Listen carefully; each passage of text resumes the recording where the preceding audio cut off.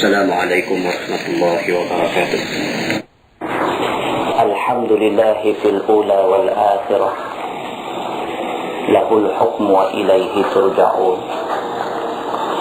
أشهد أن لا إله إلا الله وحده لا شريك له وأشهد أن محمدا عبده ورسوله وصلوات الله وسلامه على سيدنا محمد وعلى آله وأصحابه ومن دعا بدعوته واستنى بسنته إلى يوم الدين. أما بعد، أيها المؤمنون اتقوا الله، أوصيكم وإياي بتقوى الله فقد فاز المتقون. Saudara pengurus majlis, saudara-saudara pimpinan masyarakat muslimin dan muslimat, mudah-mudahan dirahmati Allah Subhanahu wa ta'ala. Di dalam sebuah hadis qudsi, Allah Subhanahu wa ta'ala berfirman, wa'lam anni iza ahbabtu 'abdan lawaitu 'anhu ad-dunya wasta'maltuhu lil akhirah wa araituhu 'uyub ad-dunya fayahzaraha wa ya'mal bi'amali ahli al-jannah fa udkhilahu al-jannah wa idza baghadtu 'abdan ashghaltuhu 'anni bid-dunya wasta'maltuhu bi'amaliha fayakunu min ahli an-nar fa udkhiluhu an-nar atau kama qala. Dalam hadis qudsi ini Allah berfirman, maksudnya dan ketahuilah, sesungguhnya Allah Subhanahu wa ta'ala apabila dia kasih kepada seseorang manusia, Allah kalau dah dia kasih, kalau dah dia sayang dekat seseorang itu, zawaituhu anhu dunya, Allah akan jauhkan dia daripada sibuk dengan dunia. Wasta'maltuhu lil akhirah, dan Allah akan buatkan dia jadi seorang manusia yang bekerja untuk akhirat. Itu tanda Allah kasih dekat kita. Kalau Allah kasih dekat kita, malam ni sibuk macam mana pun kita dengan urusan dunia, kita main di sini. Kalau Allah kasih dekat kita, sibuk macam mana pun dengan hijau kuning dan piala dia, kita sampai malam ni. Kita tadi dia berbelakang sakan. Kalau Allah kasih dekat kita, pasal malam buat besar, orang ramai macam mana pun, orang kampung Tok Rasul tak lari malam ni. Dia tunggu majlis agama ni. Kalau sekiranya kita tunggu di sini malam ni dan kita letakkan piala Malaysia hijau kuning dengan pasal malam dan sebagainya di nombor 2, kita letakkan majlis agama ini di nombor 1, maka itu tanda Allah kasih dekat kita. Sebaliknya, Allah berfirman di dalam hadis qudsi ini, wa idza baghadtu 'abdan ashghaltuhu bid-dunya, bila aku marah dekat satu-satu hamba aku sibukkan dia dengan urusan dunia. Bila Allah dah marah dekat seseorang hamba dia, Allah akan jadikan dia satu orang manusia yang cukup sibuk dengan urusan dunia. Wasta'maltuhu bi'amaliha, dan Allah akan jadikan dia sibuk buat kerja, yang kerja itu hanyalah kerja dunia. Hidup hinggap bayu rendah dengan hijau kuning ni dunia semua ni. Hidup kelang kabut upok pasar malam, berapa banyak gerai mega malam ni, dunia semua ni. Tapi berhimpun di sini untuk tujuan mendengar nasihat-nasihat agama, ini kerja akhirat. Pengurus di majlis kata tadi, mungkin Allah akan kira sebagai amal baik. Dah, tak mungkin dah, memang ini amal baik. Bukannya mungkin lagi dah, memang ini amal baik. Ikhlas ataupun tak ikhlas, hadir saja dalam majlis ilmu, dikira sebagai kebajikan di sisi Allah Subhanahu wa ta'ala. Sabit dengan kenyataan hadis Nabi SAW. Muslimin dan muslimat yang dihormati sekalian, yakinlah bahawa hadir kita di sini pada malam ini adalah di atas dorongan Allah. Yakinlah bahawa hadir kita ke sini pada malam ini adalah kerana Allah yang gerakkan hati kita untuk sampai ke sini. Walaupun ada di kalangan kita pada mulanya tadi serba salah, 50-50. Nak main sini ke, nak pergi pasar malam ke. Akhirnya Allah menangkan iman di atas engkar yang ada di dalam hati kita. Dan kita sanggup ke sini, duduk di sini pada malam ini dengan tujuan untuk mendengar ayat-ayat Quran dan hadis Nabi SAW dihuraikan pada kita. Muslimin dan muslimat yang dihormati sekalian. Dan sebuah hadis riwayat daripada Abdullah bin Mas'ud radhiyallahu anhu. Kata dia, qala Nabi sallallahu alaihi wasallam, "Faman yuridillahu an yahdiyah yashrah sadrahu lil Islam." Nabi bersabda, barang siapa yang Allah nak beri hidayah kepada dia, maka Allah akan lapangkan dada dia untuk menerima Islam. Bila Nabi buat statement macam tu, sahabat tanya Nabi, qalu ya Rasulullah, ma hadha syarh? Sahabat kata, ya Rasulullah, macam mana yang dikatakan lapang dada tu? Bila Nabi kata orang yang Tuhan nak bagi hidayah, mula sekali dada dia lapang dengan Islam. Sahabat tak faham. Sahabat tanya Nabi, ya Rasulullah, ma hadha syarh? Apa benda yang kata lapang dada tu? Jawab Nabi SAW, nurun yukhzafu fil qalb. Yang dikatakan lapang dada itu ialah Allah pancarkan satu nur ke dalam hati dia. Bila Nabi jawab macam tu, sahabat lagi tak faham. Tadi aku tanya dia, macam mana yang kata lapang dada? Dia kata orang yang lapang dada ni orang yang Allah beri nur, beri cahaya ke dalam hati dia. Cahaya lagu mana? Satu-satu tak faham sahabat. Sahabat tanya Nabi, ya Rasulullah, fahal lidzalika min amaratin tu'raf? Ya Rasulullah, adakah pada orang yang mendapat hidayah ini ada tanda yang boleh kita kenal dia? Ada tanda kan? Duk abang kata orang yang dapat hidayah ni dada dia lapang, kita tak nampak dada lapang macam mana. Duk kata orang yang dapat hidayah ini ada nur, cahaya masuk ke dalam hati dia, kita tak nampak nur macam mana, cahaya macam mana. Lah macam ni. Sahabat kata, ya Rasulullah, fahal lidzalika min amaratin tu'raf? Ada tanda tak? Bagi tahu tanda dia senang. Nabi jawab, na'am. Ya, ada tanda. Orang yang dapat hidayah ni ada tanda pada dia. Sahabat kata, wa ma hiya ya Rasulullah? Apa tanda itu ya Rasulullah?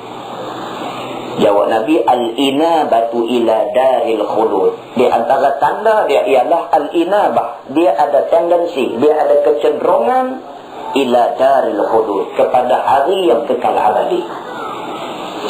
Maknanya tanda orang tu dapat hidayah, tanda orang tu ada iman dalam diri dia, tanda orang tu Allah pilih dia untuk jadi orang baik. Yang pertama sekali, hati dia cenderung kepada akhirat. Itu nombor satu sekali.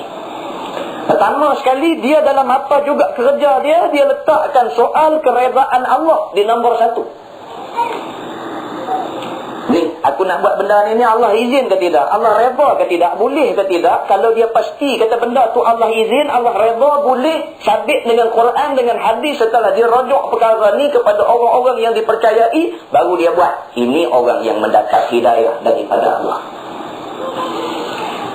Kalau main rempang aja, kalau main rumbu ikut dan aja, janji tak ada hidayah dalam diri kita. Ramai orang hari ni macam tu. Soal Tuhan bagi ke tak bagi ni tak boleh cakap. Dia jangan cakap tak lagi, semua tak boleh buat. Soal benda ni Allah izin ke tak izin, tak boleh cakap lah. Dia kata orang duk buat ramai. Jenis ni ramai. Lalu Allah Subhanahu wa ta'ala jelaskan perkara ni melalui lidah Nabi Muhammad sallallahu alaihi wasallam. Nabi kata tanda orang yang dapat hidayah, mula sekali hati dia cenderung kepada akhirat. Wattajafi an daril ghurur, dan dia sentiasa berusaha untuk jauhkan diri dia daripada dunia yang menipu dia. Tertipu. Ya belara, piala hijau kuning, bukan boleh apa pun, tertipu gitu aja. Tu imam pun dia panggil ni. Tahu kan? Cukup pokok condong pergi sudah lah. Tu imam pun dia panggil pergi juga. Punyanya berserabut. Kalau dalam ramalan cuaca dia kata berjerubu. Dia kata. Tak nampak. Kita nak marah juga lah. Bukanlah nak marah sangat, tapi nak marah juga. Tapi jalan-jalan kita nak lalu pun susah. Muslimin dan muslimat yang dirahmati sekalian. Jadi tanda orang yang dapat hidayah, hati cenderung pada akhirat. Dunia yang sifatnya menipu, dia sentiasa jauh diri dia. Wal isti'dadu lil maut qabla al maut. Dia sentiasa buat persediaan untuk menghadapi mati sebelum datangnya mati.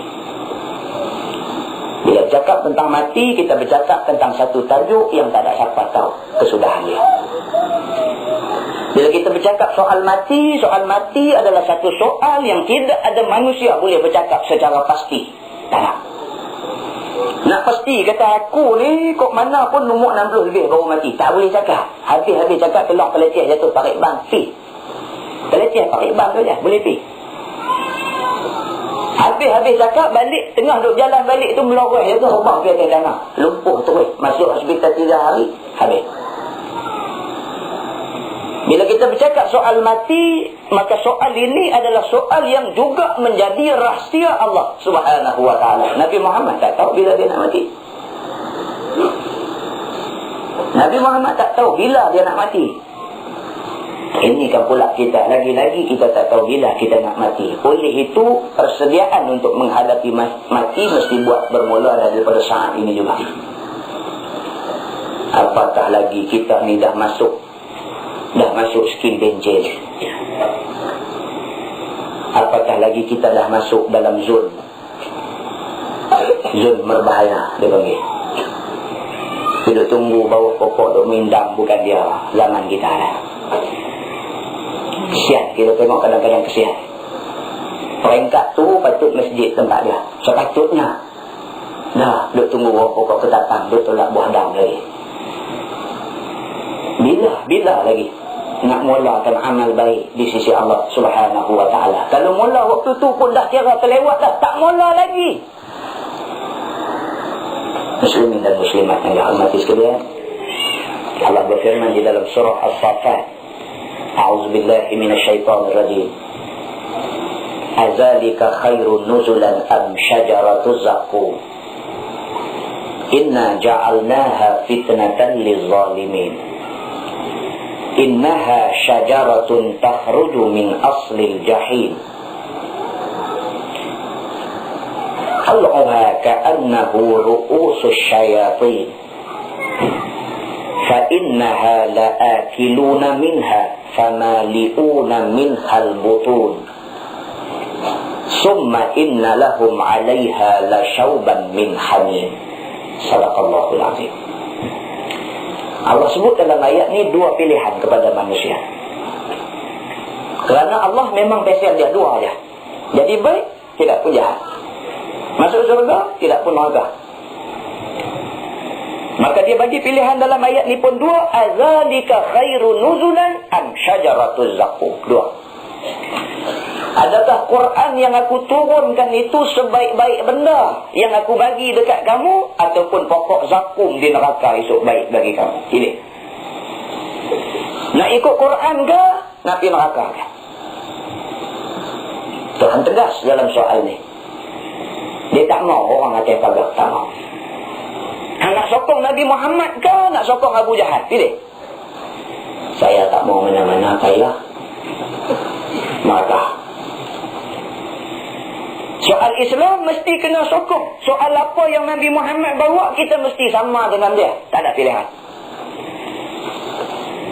Lalu dia tanya kita dalam ayat ni, azalika khairu nuzulan. Adakah Quran itu sebaik-baik benda yang kami turunkan kepada kamu? Am syajaratuz zaqqum, ataupun pokok zakum itu kamu lebih suka daripada Quran? Inna ja'alnaha fitnatan lizzalimin. Sesungguhnya kami jadikan pokok zakum itu fitnah bagi orang yang zalim. Allah kata pokok zakum yang aku sebut tadi ni, tujuan aku jadikan pokok zakum ni tidak lain tidak bukan sebagai fitnah kepada orang yang zalim. Zalim ni orang yang wada'u syai' fi ghairi mahalli. Itu ta'rif zalim. Letak sesuatu tak kena pada tempatnya. Zalim dia. Selalu buat contoh. Kalau ketayak ni tempat di atas kepala, kita ambil buh di tumit kaki kita. Zalim kita. Walaupun kita kata ni ketayak aku ikut suka lah, aku nak buh di kaki, aku pun lempak dalam parit ke apa, aku punya pasal lah. Dah, Allah kata hang zalim. Tak kira hak siapa. Benda tu bukan di situ tempat dia. Zalim. Kasut, selipar kita duk pakai ni tempat dia di kaki, ambil galah di telinga. Bukan dia zalim dah, gila tu lah. Saya pasal letak benda tu tak kena tempat dia. Zalim. Quran Tuhan bagi dekat kita ni supaya dia dijadikan perlembagaan hidup kita. Nak buat apa pun kena rujuk ke situ. Allah bagi ke? Allah tak bagi ke? Nak tahu dia bagi tak bagi? Dalam Quran dia cerita. Tapi kalau Quran kita letakkan tak kena pada tempatnya. Quran hanya kita jadikan perhiasan dalam lemari yang kita baca tepuh mai bulan puasa saja. Kita zalim di sisi Allah. Lalu orang zalim ni lah Allah kata, inna ja'alnaha fitnatan lizalimin. Kami jadikan pokok zakum ini sebagai fitnah kepada orang yang zalim. Firman Allah, innaha syajaratun takhruju fi aslil jahim. Sesungguhnya pokok zakum ini adalah sebatang pokok yang terbit daripada dasar neraka jahim. Yang disebut zakum yang disebut pokok zakum ni perdu dia duk ada di dasar neraka jahim. Alang-alang pokok tak boleh tumbuh dalam neraka ni, tapi pokok zakum boleh tumbuh dalam neraka. Dan bukan sahaja boleh tumbuh dalam neraka, di neraka sahaja yang ada pokok zakum ni, di lain tak ada. Lalu kata Allah, tal'uha ka'annahu ru'usus syayatin. Mayang pokok zakum ini seperti kepala-kepala syaitan. Allah kata. Duduk lah. Dia nak beritahu dekat kita yang dikatakan pokok zakum, yang kerja pokok zakum ini memberi azab kepada penghuni neraka. Pokok zakum ni kalau tengok mayang dia tu macam kepala syaitan. Punya dahsyatnya dia. فَإِنَّهَا لَآكِلُونَ مِنْهَا فَمَالِئُونَ مِنْهَا الْبُطُونَ. Kata Allah, maka sesungguhnya yang akan memakan buah zakum ini, yang akan memenuhi perut dengan buah zakum ini adalah orang-orang yang seumpama dengan syaitan tadi. Summa inna lahum 'alaiha la syauban min hamim. Kemudian orang yang makan buah zakum ini, lekat di tekak dia. Apabila lekat, dia minta minuman, Allah beri kepada dia syauban min hamim, cecair yang dibuat daripada tembaga cair.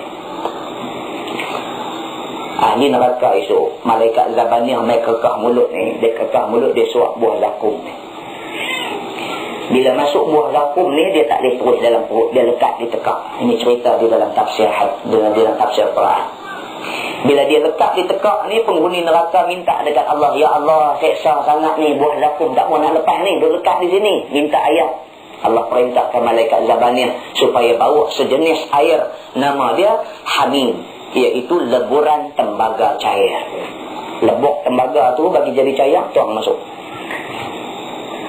Yusharu bihi ma fi butunihim wal julud. Allah kata bila dia buih saja tembaga cair ini, maka berguguran jatuhlah segala isi perut dan kulit manusia itu.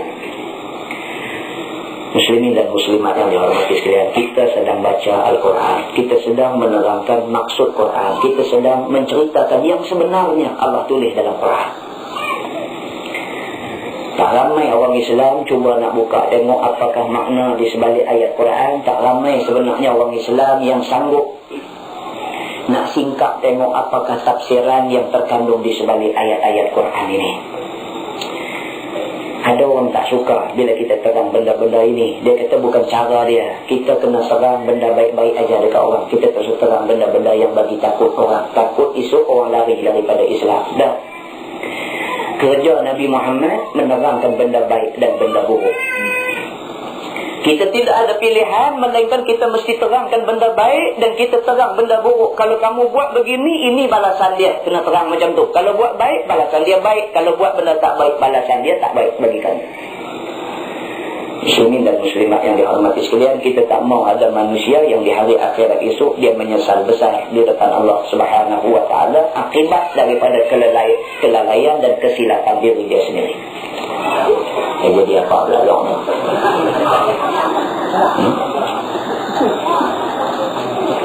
Tengoklah. Terkejut ke acak berapa.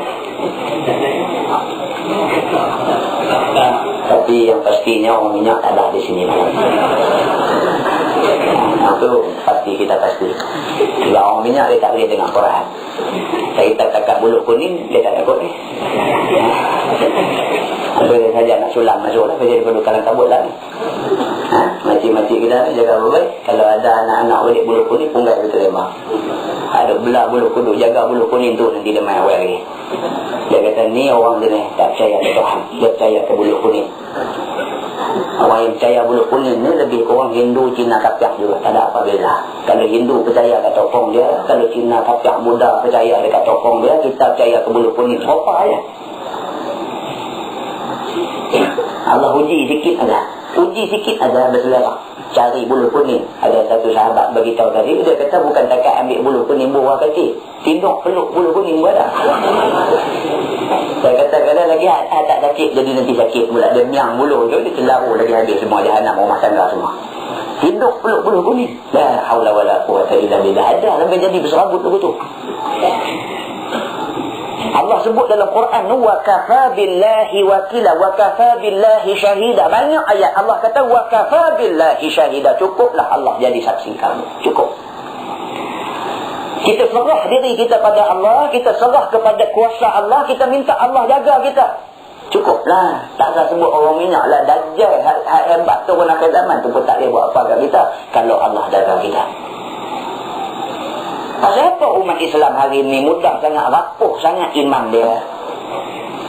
Pasal apa umat Islam hari ini mudah sangat diperuntukkan keyakinan dia kepada Allah Subhanahu Wa Taala semata-mata dengan dengar cerita yang dia sendiri tak pernah tengok. Percaya sungguh. Siapa pernah tengok hantu? Dia kat tengah. Tak pernah pun.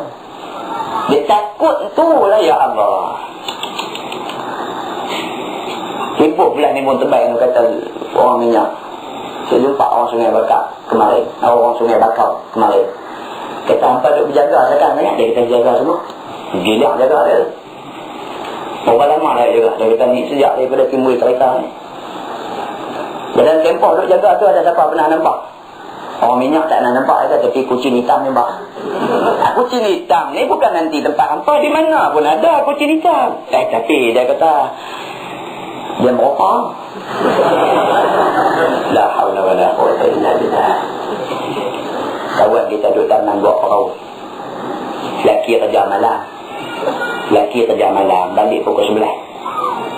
Si perempuan ni tak masuklah rumah. Tunggu sampai laki balik pukul 11 ni baru masuk sekali dengan laki. Laki dia tanya pasal apa? Dia kata tengok ada cicak-cicak tu lain sikit perasaan orang minyak merokok jadi cicak. Dia payah tu nak cakap. Kita reka hantu tu pasang dalam kepala kita. Pelepahnya jatuh kita lari. Pasal kita duk set dalam kepala ni. Hantu. Apa mai pun kita kata hantu. Psikologi dia benar ni tak ada apa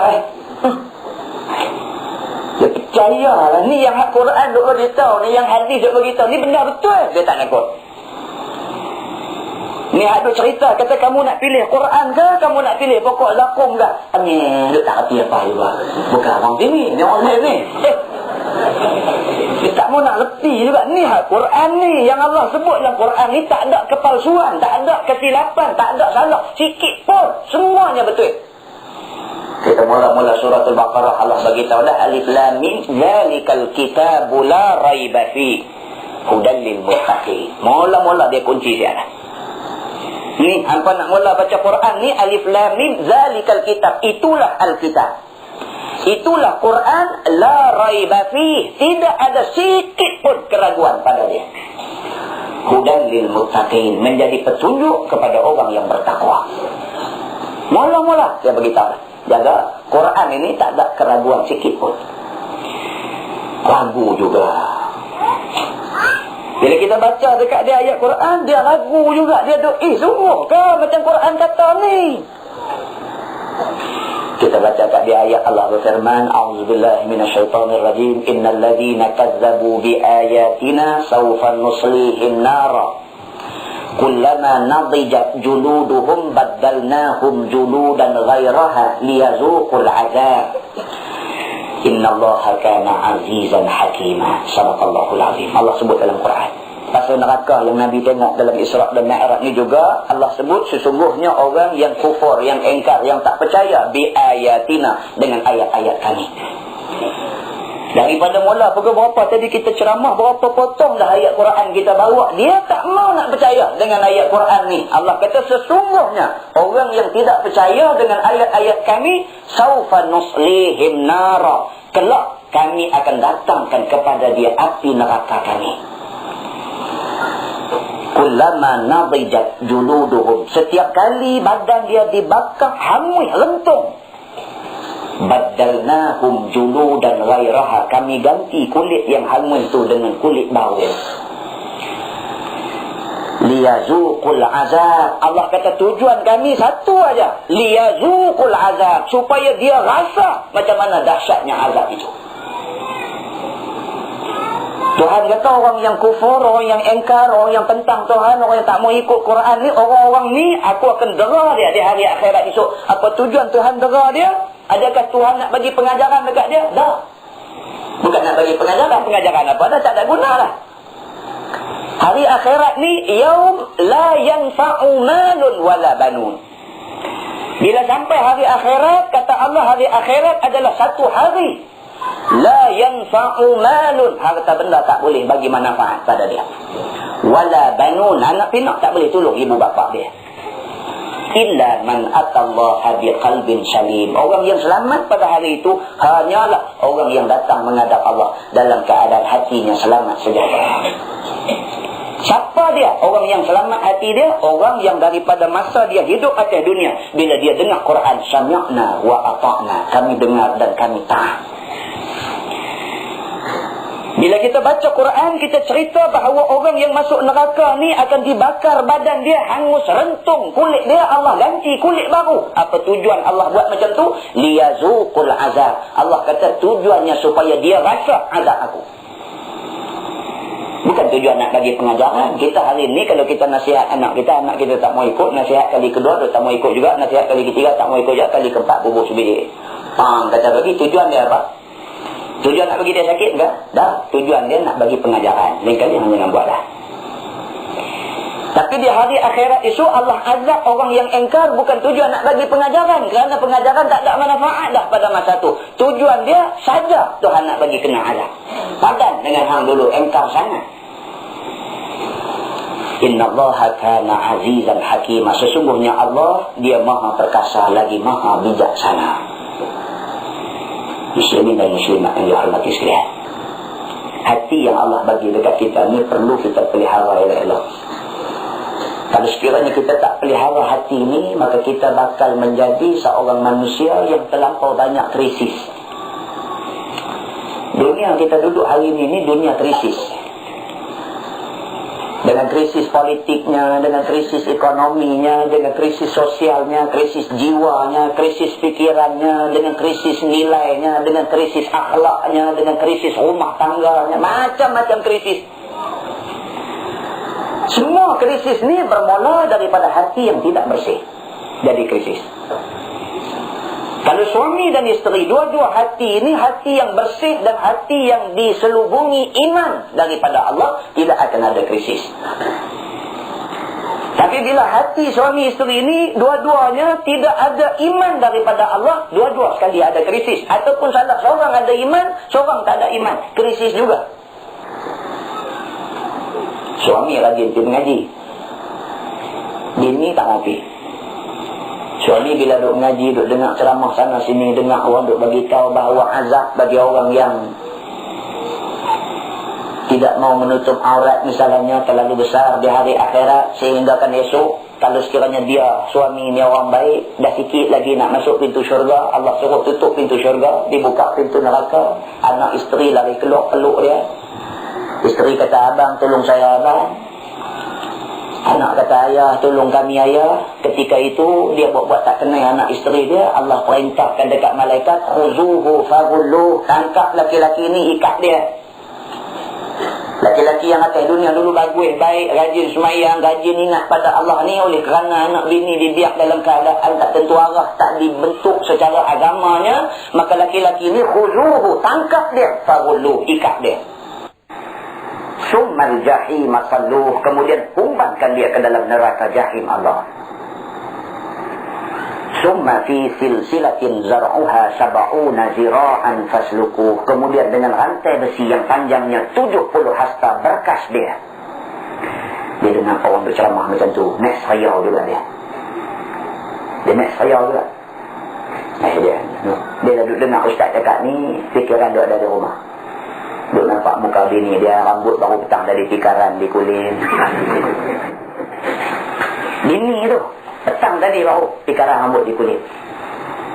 Duk nampak anak dia kata 5 dah pergi sekolah, duk pakai mini skirt lagi. Hari ni lekeh-lekeh pun orang Islam ni pakai baju kurung, pakai kain, walaupun tak pakai kelumbuk, tu kira boleh gagah. Walaupun tak boleh lagi, tapi boleh gagah lah. Anak dia dah lebih pada tu, pakai skirt sama dengan anak Hindu, sama dengan budak Cina. Dia duduk terbayang muka anak bini dia naik kecup perut juga, seriap. Balik-balik lagi tengok tidur lah. Tidur pun tidur depan TV, ngengah bini tu. La haula wala quwwata illa billah. Gerak bangkit mula sikit pelan, pegang rambut lu, Allah terena, dia tak rosak rambut ai. Jangan. Dia kata elok ambil nak cakap sikit. Esok hari tu ngantuk. Benih tak ada iman ni, dia tak hormat lelaki dia. Menurut kami lah, aku nak cakap sikit. Esok lah dia kata mengantuk. Dah esak aja. Orang kata esok lah. Dia kata kat lelaki dah. Terkejut motor ni, tidur di lock nama malam tu. Takut sampai la haula wala quwwata. Ada dia kata. Ada dengan dia buat melawak main. Ada semua. Ingat drama saja kalau buat cerita tu. Drama tu yang dia tunjuk dalam TV tu pasti ada dalam masyarakat lah tu. Ditunjuk dalam TV tu. Takut dia. Esok tunggu lagi. Ada peluang nak celah masuk. Nak bercakap juga dengan bini tadi. Hang ni dia kata aku ni minta tolong sangat-sangat lah. Bersama bini aku. Awak ni macam buang bi'an cakap. Habis sekali lagi. Tunggu lusa pula. Mai 3 hari kita pula jadi jahanam. Dia ni kita main ceramah ni. Main cah bateri. Bila lepas cah bateri ni. Bateri bagus lah. 2 hari 3 hari balik asal balik. Balik asal balik. Tu tahan tu. Kira 2-3 hari tahan. Tak kena gaya. Tak ada pagi tu. Bateri kondem balik. Maka itu sebab kita kena selalu cas bateri. Kena rajin mengaji. Dengar tang mana ada pengajian, pergi cari mengaji. Pasal apa? Pasal untuk kebaikan diri kita sendiri. Muslimin dan muslimat yang mati sekalian. Akibat daripada krisis ini berlaku macam-macam penyakit dalam masyarakat kita hari ini. Penyakit tindah menindai antara satu sama lain. Jadi hang tindah aku tindah hang ada kuasa tindah aku, esok aku dapat kuasa aku tindah hang. Zalim menzalimi di antara satu sama lain. Zalim ni satu perbuatan biasa dalam masyarakat hari ini. Kawan sendiri pun dia sanggup buat zalim. Adik-beradik sendiri pun dia sanggup buat zalim. Peras memeras, tipu menipu, memberi dan mengambil rasuah, ini amalan dalam masyarakat pada hari ini. Salah guna kuasa, boros, jatuh menjatuh, hina menghina. Bahkan masyarakat hari ini sudah sampai ke tahap berani bunuh membunuh di antara satu sama lain. Semua ini berlaku akibat daripada krisis yang melanda jiwa manusia. Krisis ini disebabkan oleh kurang ilmu dan tidak ada iman di dalam hati manusia itu sendiri. Wujud satu suasana tegang di dalam masyarakat. Masing-masing tegang. Ulama pun bimbang. Ulama bimbang nak bercakap terus terang. Takut pengaruhnya hilang. Hari ini orang cakap agama, kadang-kadang dia nak bercakap hak betul tu. Duk. Tak kena gaya lagi, kena lagu ni. Tak kena gaya lagu ni. Kalau tak bimbang jenis-jenis tu pun, saat ni aku cakap kasar sikit, dia tak lari, tak mau dengar pula. Saat ni tu banyak sangat. Lah ni tak lari. Saat ni. Pasal apa jadi benda ni? Pasal krisis yang ada di dalam diri dia menyebabkan dia jadi bimbang. Dia jadi cemas. Ulama bimbang. Statusnya jatuh kalau sekiranya dia bercakap benar. Orang politik bimbang. Takut kuasanya hilang. Mau jadi ketua elok-elok. Ini tak boleh ni. Bimbang. Siang malam tak boleh tidur. Cari bomo mekatam dia lagi. Silap cari kawan. Sungguh ni. Berkata tak ada lewat. Kita sungguh. Nanti duk kawan dengan bomoh tu apa faedah dia? Kalau kita duk kata orang mati pula. Kena kata lah pasal orang hidup ni, dia tak erti lagi. Dia dah tengok dah benda tu jadi, tak erti lagi, tak ambil iktibar lagi, tak mau nak faham lagi. Dia pun serupa macam kawan tu juga. Allah bila dia jadikan satu-satu benda, ada hikmah di balik benda yang dia bagi jadi. Dia bagi untuk kondominium, ada hikmah dia. Saya pergi kursus baru ni, sahabat di Jabatan Perdana Menteri bagi tahu. Dia berkata ni cerita kondominium ni Ustaz, hasil daripada siasatan intelijen kita. Intelijen yang bermain. Hasil daripada siasatan intelijen kita, dia kata kita dapati rupanya dia kata yang ni strategi jangka panjang pokok kapal ni. Saya tak faham. Saya kata macam mana cerita lagu ni, coba daripada awal. Dia kata lagu ni, baru ni ada satu permohonan dia kata, sampai kepada pihak kerajaan, permohonan minta nak convert Jerat Cina Mamput bagi jadi tapak kondominium.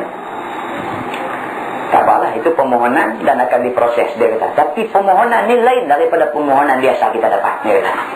Selalu orang minta kawasan bukit biasa apa begitu gini, minta nak buat kondominium. Yang ni Jerat Cina Mamput minta nak buat kondominium. Nampak ni ada Cina tak? Tak ada? Tak ada, kita terasi dia. Dan bukan takut kat Cina. Takut hak dulu dengar ni tak naik semangat, dia duduk kepak kepala Cina tu pula takut tu. Kita tak takut. Bukan pihak ni kita tak takut. Peduli apa dengan mereka. Negeri kita punya. Ada malah tu. Jadi permohonan ni lain daripada permohonan biasa, dia kata. Permohonan minta nak convert, nak jadikan Jerat Cina Mamput sebagai kawasan kediaman mewah kondominium. Bila terima, sebelum diproses benda ni dicek dulu apa sebab mereka minta supaya tanah ini dikonvert jadikan kawasan kediaman mereka. Maka diarahkan beberapa orang untuk disiasat tengok, dicek tengok, pastikan ada ke tidak dalam ajaran agama Buddha ni yang mengatakan kubur mereka ni mesti duduk atas bukit. Ada ke tak? Ada. Jerat Cina Mamput duduk atas tanah kata ada? Ada. Semua atas bukit. Bila cek tengok dalam ajaran mereka, rupanya tak ada pun yang menyebutkan kata mereka ni mesti kambuh di kawasan bukit tanah tinggi. Tak ada pun. Habis pasal apa yang mereka minta bukit? Bila nak buat jerat mereka mesti nak bukit. Pasal apa? Rupanya dia ada long term strategi. Dia ada satu strategi jangka panjang. Satu, hasil penemuan intelijen. Yang kedua, dia kata jerat mereka mampu kambuh buat tu macam bangku kosyen tu. Batu nisan dia bang. Orang Islam buat kecil ya, batu ada bubur kayu, ada bubur batu, habis kuat buat marmar naik 2 tangga. Tu semua tak boleh tu, tak boleh. Tapi kita buat juga lagu tu. Esok ni bila tengok ni mati tahun berapa ni, 1963 lama dah raput lah, boleh korek lain lah. Boleh lah. Daripada mampu tahun 30 dulu lah tu dia punya kosyen bagus, tak berani pergi tepuh apa. Dia kira kawasan tu dia pajak lah. Bila tak cukup, minta tanah lain.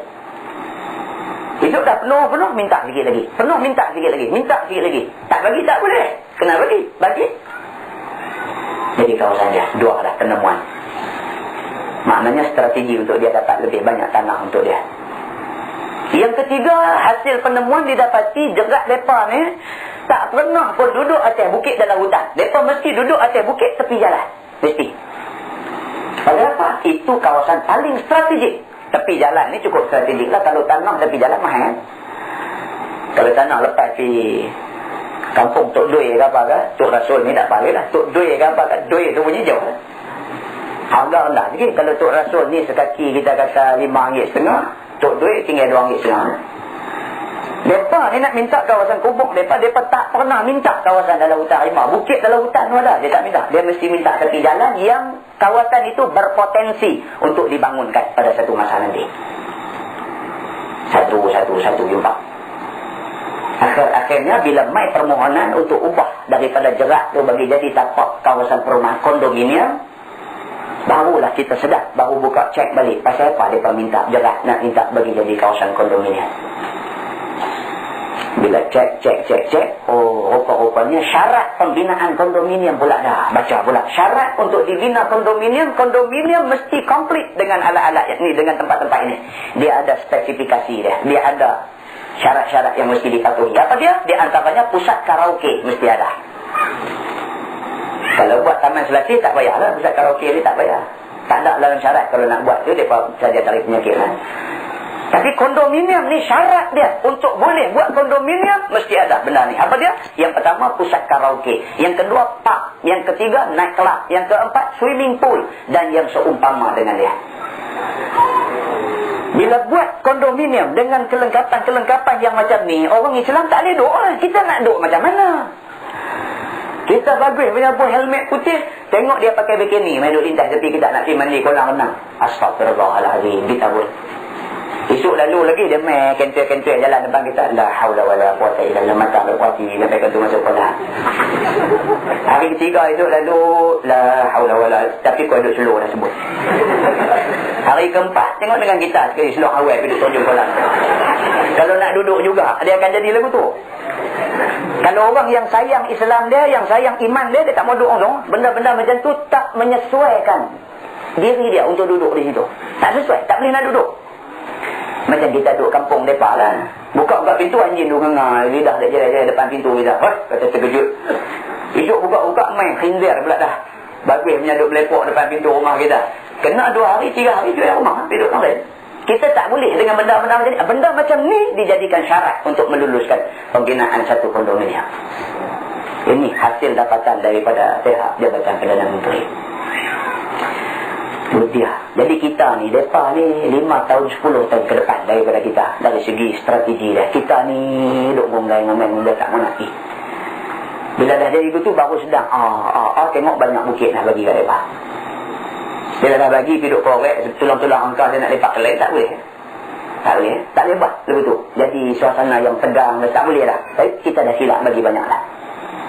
Rupa-rupanya long term strategi, satu strategi jangka panjang dia minta kawasan-kawasan tu ialah supaya satu masa esok bila kawasan rumah naik padat habis dah, tak ada dah kawasan nak buat rumah, pada waktu tu dia akan minta kawasan kubur dia akan buat bagi jadi kawasan perumahan. Bila buat kondominium, dia tak akan buat kos rendah semi D, dia tak buat, dia akan buat kondominium. Bila buat kondominium dia akan duduk satu-satu di kawasan itu.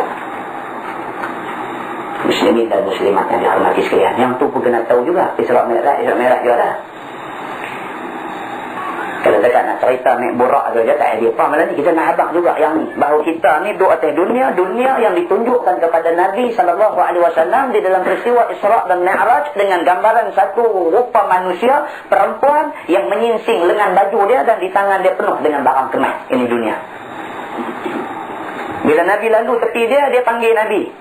Perempuan yang sinsin baju sampai ke tangan ni penuh dengan perhiasan di lengan dia, panggil Nabi. Nabi tak jawab. Lepas itu Nabi tanya Jibril, siapa panggil aku tadi? Jibril kata itu adalah gambaran dunia yang sentiasa menggamit-gamit memanggil manusia supaya singgah dekat dia.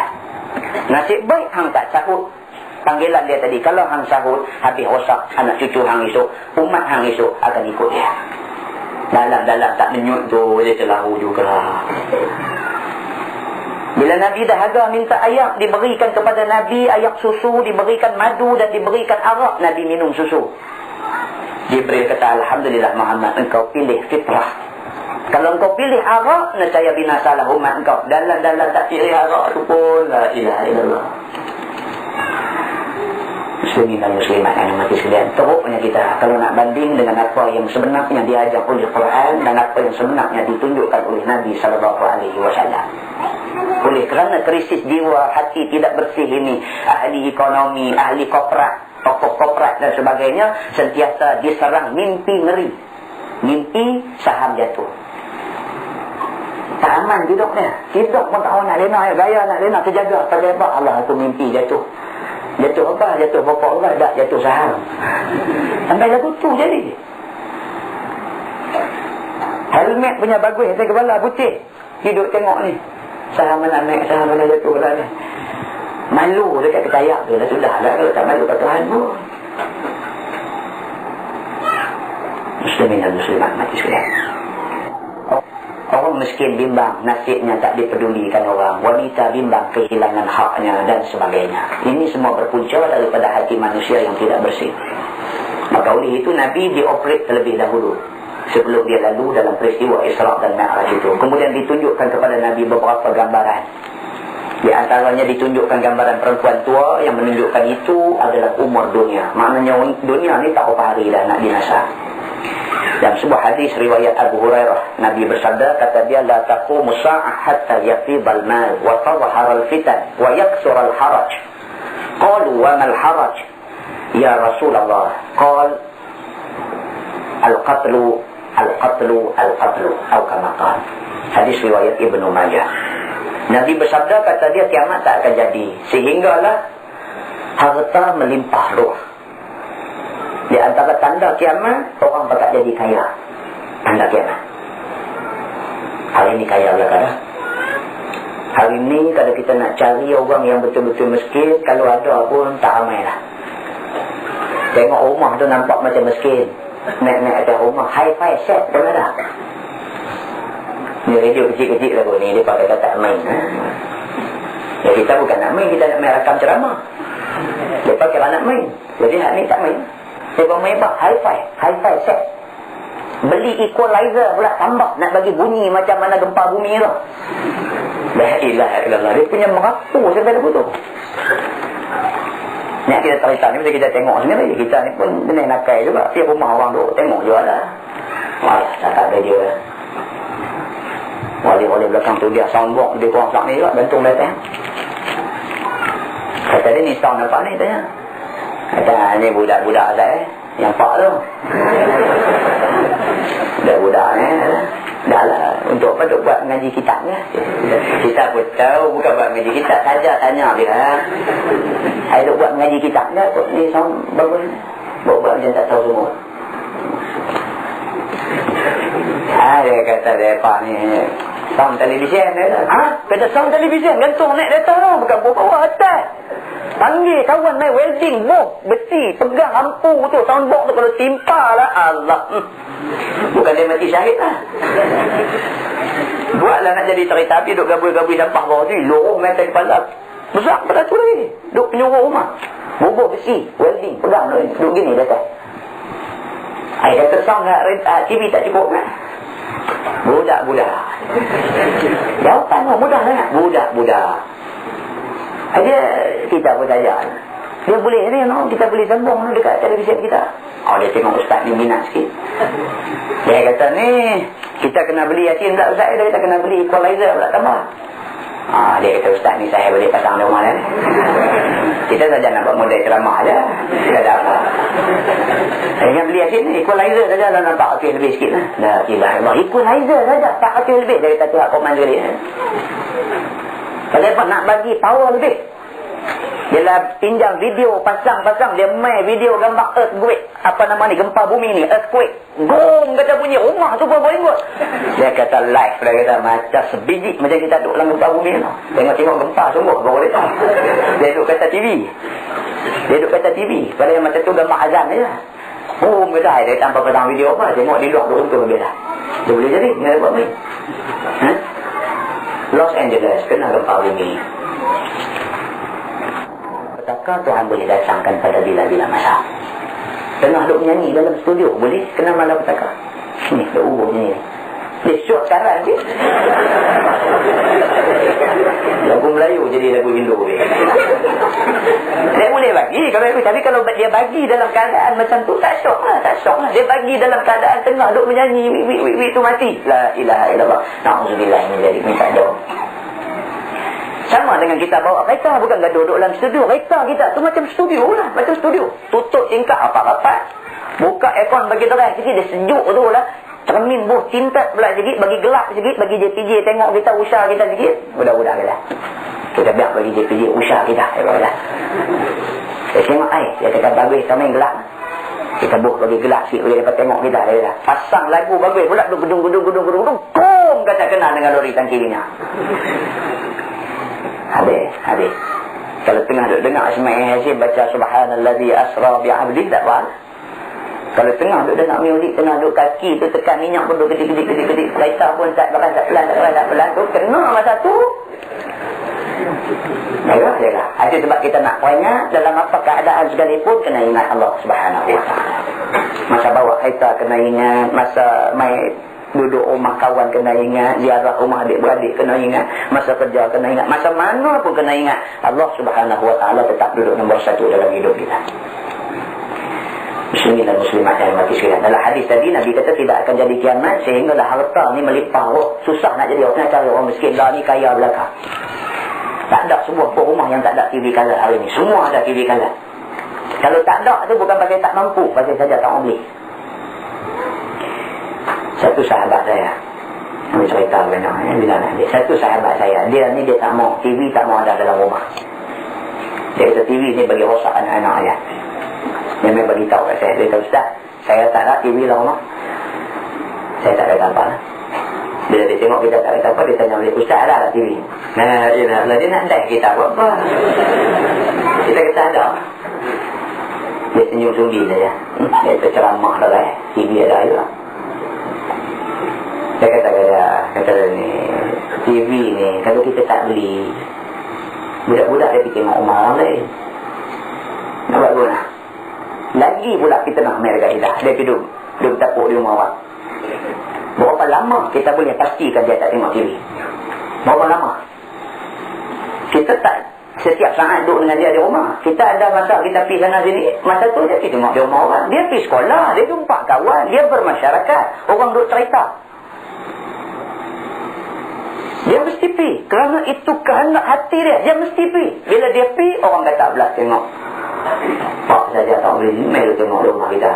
Pak otak ada kaitan nak kaitan. Kata kita. Jadi cara dia beli juga. Tapi kontrol lah. Setakat yang boleh kontrol. Sang ada tu kok mana pun nak kena ada juga. Kecuali kita boleh pastikan anak kita tak terlibat dengan dunia lain. Kita jaga dia betul-betul di rumah. Dia tak pergi tengok TV ni, dia tak pernah tengok. Mana boleh buat macam tu? Saya kata dulu kat dia. Dia nampak dia tak boleh pakai. Dia satu macam ustaz ni tak boleh pakai. Abang nak pergi kat dia. 2-3 minggu lepas tu, dia kata ustaz minta sila rumah nak buat cukup kepala anak. Kata. Bila dapat orang baru ni. Baru dalam seminggu lah. Alhamdulillah dia tak tahu cerita pun. Dia tak boleh lah. Alhamdulillah. Tapi ustaz yang macam ustaz kata tu. Saya kata apa pula? Tak cerita televisyen ni. Awak jadi di mana? Anak saya, dia kata, besar tau. Baru ni mak dia duduk sakit. Duduk kelang kabut kita apa kerja. Mak dia duduk sakit nak cari. Memang hantar dia duduk rumah tok dia. Duduk rumah tok dia, televisyen. Hari. Bila dah dapat adik kecil ni, satu hari dia bawa anak ni, dia kata main duduk tengok adik kecil tu. Kita tanya dia, adik ni muka macam siapa? Dia kata macam Ninja Turtle lah. La ilaha illallah. Dia jadi begitu. Balik-balik pada rumah tok dia main. Dia tengok muka adik dah baru ni. Pak dia tanya ni muka macam siapa? Dia kata macam Ninja Turtle. Pak dia terkejut. Ninja Turtle apa pula? Dia kata ni adik hang. Siapa macam Ninja Turtle? Dia kata. Dia kata betul saya. Saya kata kat dia tak pernah tengok. Bila dia tengok sekali lagi berkesan dekat dia. Dia tak pernah tengok masuk. Mak dia jaga betul-betul kurung dia dalam rumah. Tak boleh tengok ni. TV-TV dia tak boleh tengok tu. Sekali dia boleh tengok, dia ingatlah. Benar ni. Apa ingat tu tengok sampai muka adik dia jadi Ninja Turtle. Dia kata okey. Hari tu macam nak buat. Tapi saya ni dengan TV tak apa nak ni. Tapi kalau dia boleh nak kena cari kat TV. Cari lagi teruk je lah. Dia tengok saat boleh dah jadi begitu. Orang beli rumah lagi teruk je lah. Tak apa, kalau dia tengok dia pula kata kita saja kata lebih tadi. Jadi makna kita nak beritahu bahawa ini masyarakat, wakil realiti masyarakat kita macam tu. Kita nak bohong diri sendiri tak boleh. Jangan sampai terpencet kita nak bohong diri kita sendiri. Kita tak akan boleh bohong diri kita. Apa yang kita boleh buat hari ni, kontrol saja, kontrol. Kalau dunia ni tak ada TV senang. Tapi kalau ada, kita saja tak mau pakai, susah. Benda tu bagi ada, tapi kita disiplinkan dia. Nak tengok, ayah bagi tengok time ni. Tengok lain pada time ni, ayah pergi jual balik TV. Dia takut nanti sayang kat TV tu. Jangan jual ayah lah. Kalau tak mau bagi ayah jual balik, jaga. Jangan tengok sampai atok lah. Peraturan kita buat. InsyaAllah kita boleh bentuk anak kita macam tu. Muslimin dan muslimat yang dirahmati sekalian. Apabila Nabi kata tanda kiamat, harta melimpah ruah, fitnah semakin banyak. Dan akan banyak berlaku haraj, Nabi kata. Sahabat tanya Nabi, wa mal haraj ya Rasulullah, apakah benda haraj itu? Nabi kata haraj al-qatlu al-qatlu al-qatlu. Haraj ialah pembunuhan demi pembunuhan demi pembunuhan. Di antara tanda kiamat banyak berlaku pembunuhan di sana sini. Sana ada orang kena bunuh, Malaysia lah lebih nak ke arah negara maju lah. Bukan maju dari segi high com, dari segi industri, bukan. Ni kulim ni esok nak jadi high tech. Lepas kita keluar rancangan 20 ke 30 tahun bandar kulit keluar. Orang Melayu beli satu set aja. Hak lain semua orang lain beli. Cina dari Singapura, Cina dari Johor, Cina dari Ipoh yang beli. Mereka tahu dah apa akan jadi di kawasan ni, mereka pegang je dah. Kita akan menuju ke era macam tu. Era negeri industri berat. Macam Amerika dan sebagainya. Tapi dalam masa yang sama kita juga turut apa yang jadi di Amerika pada hari ini. Amerika setiap 1 minit 5 pembunuhan. Statistik paling akhir dia kata setiap 1 minit 5 pembunuhan. Dalam tu aja, dalam New York saja 1 minit 5 pembunuhan. Di New York saja, bukan dalam United States tu. New York saja 1 minit 5 pembunuhan. Kita hari ini pun buka-buka surat abang mayat ditemui tanpa kepala.